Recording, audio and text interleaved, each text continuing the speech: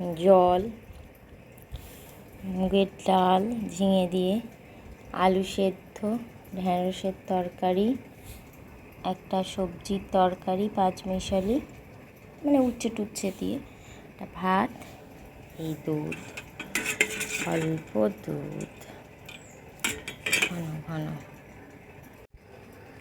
এইবার আমার খাওয়া দাওয়া শুরু করছি।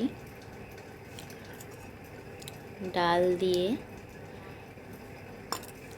আলু সেদ্ধ দিয়ে ভাতটা মাখলাম।